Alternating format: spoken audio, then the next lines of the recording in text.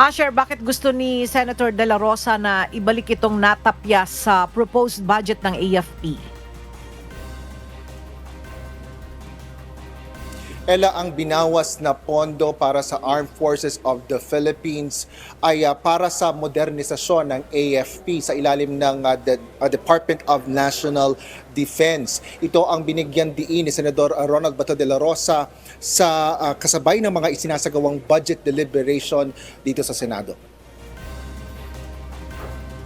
Paliwanag ni Senador de la Rosa, kontraryo ang hakbang na AFP budget reduction sa naunang pahayag ng pagsuporta ng mga politiko. Kaugnay ito ng pagpoprotekta sa teritoryo ng bansa, partikular na ang West Philippine Sea. Ayon sa mambabatas, 50 billion pesos ang ipinanukala ng Executive Department sa National Expenditure Program o NEP para sa revised AFP Modernization Program. Ngunit 40 billion pesos lang ang inaprubahan ng lower house sa General Appropriations Bill o GAB.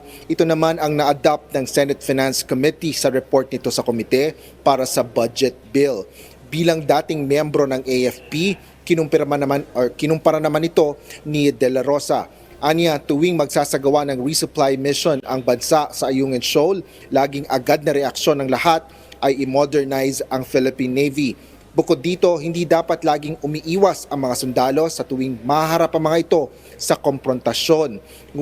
Ngunit mas prioridad pa niya ang pamimigay ng pondo sa ayuda para sa Kapos ang Kita Program o AKAP. Idinigdag ng House of Representatives ang AKAP sa budget ng Department of Social Welfare and Development o DSWD na layong tulungan ang mga near poor o hindi may hirap ngunit mga mamamayang kapos ang kita. Bunsod nito, umaapila si Senador Bato de la Rosa na huwag bawasan ang kanilang budget para tumaas na rin ang moral ng sandahattahan ng bansa.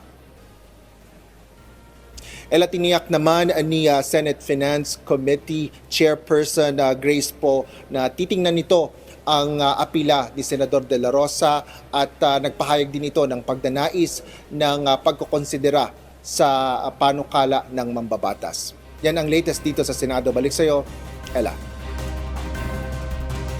Maraming salamat, Asher Cadapan Jr.